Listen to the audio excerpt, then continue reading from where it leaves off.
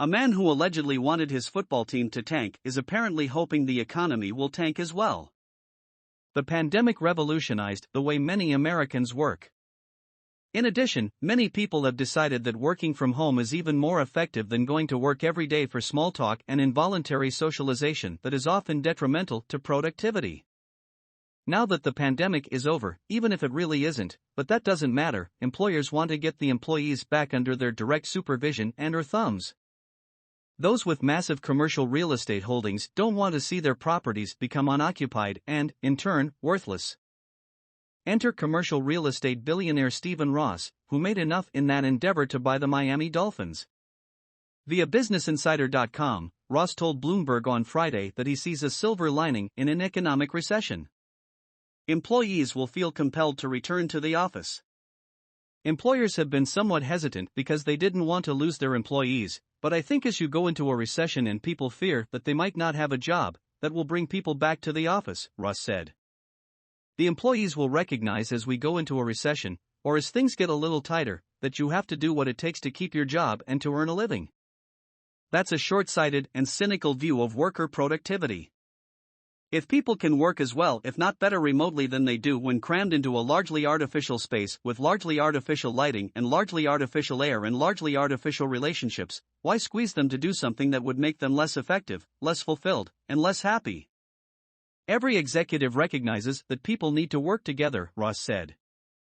You have to train your workforce and educate them, and you work as a team. You don't work as individuals. But many people work well as individuals. The PFT writing team is sprinkled across the country, from New York to West Virginia to Chicago to Texas to Los Angeles. We're in constant communication via text message. We're together rarely. We're all productive.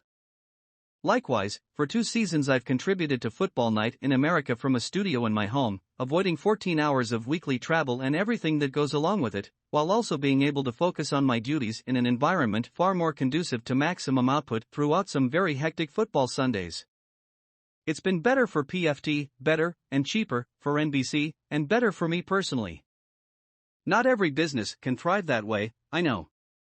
But not every business needs to shoehorn human beings into a shared space, where all sorts of potentially unfortunate interactions can occur, from someone eating someone else's chicken salad that was left in the refrigerator to various forms of harassment that can become legally actionable. Again, Ross has a clear bias. There's no money in commercial real estate if offices shrink or, in some cases, disappear. Thus, while a recession would be a bad thing for the country, it will be a good thing for the commercial real estate tycoons out there who otherwise could see the demand for their products continue to shrink and, possibly, to evaporate completely. There's a clear irony in Ross's viewpoint on this. He lives and works in New York, not Miami. It would benefit from his presence on a daily basis. Without him there, turf battles and personal agendas and infighting have made the franchise sufficiently dysfunctional to be rarely relevant. Owners who show up every day at their team's facilities love competing against teams whose owners are basically absentee landlords.